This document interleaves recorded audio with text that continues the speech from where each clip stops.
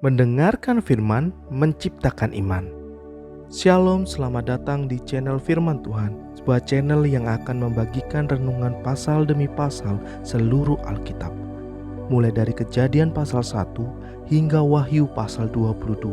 Mari kita bersama-sama membangun channel ini dengan cara like, comment, share, and subscribe.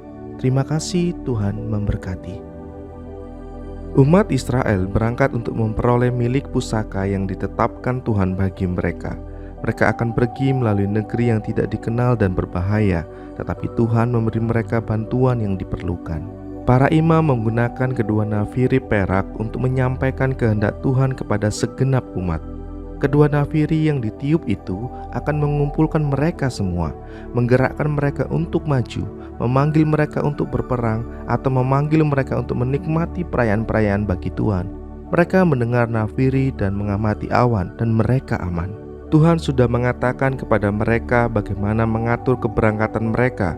Yang perlu mereka lakukan adalah menaati titah itu. Jika kita tidak mematuhi hal-hal yang Tuhan katakan kepada kita, Dia tidak akan mengungkapkan sesuatu yang baru kepada kita. Hobab adalah saudara laki-laki Zipora, istri Musa.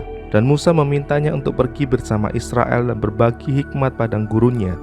Hikmat Hobab tidak menggantikan pimpinan Tuhan. Sebaliknya, Hobab membantu dalam masalah-masalah sehari-hari bangsa yang tidak terbiasa dengan kehidupan di padang gurun itu. Tuhan berjanji untuk memimpin kita, tetapi hal itu tidak berarti bahwa kita harus menutup telinga terhadap hikmat orang-orang yang berpengalaman. Hobab membawa kebaikan bagi Israel, dan Israel membawa kebaikan baginya. Tabut itu mewakili hadirat Tuhan dan tahtanya. Musa berdoa kepada Tuhan ketika orang-orang bergerak maju dan ketika Tuhan menyuruh mereka berhenti. Itulah teladan yang baik untuk kita ikuti ketika kita menjalani hidup setiap hari. Bilangan 11 adalah sebuah pasal tentang keluhan.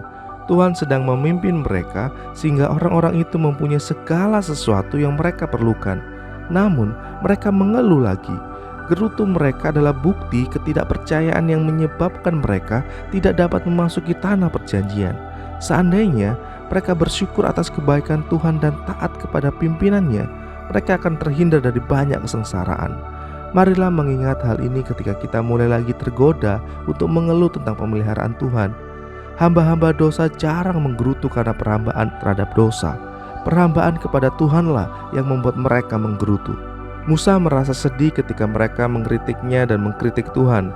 Dapatkah mereka beroleh makanan yang lebih baik daripada mana yang datang dari surga? Mengapa mereka mendambakan makanan dari Mesir? Apakah mereka lupa kepada perbudakan di negeri itu? Musa melakukan apa yang seharusnya juga Anda lakukan ketika orang-orang mengecewakan Anda. Ia membawanya kepada Tuhan di dalam doa dan mengatakan kepada Tuhan apa yang dirasakannya.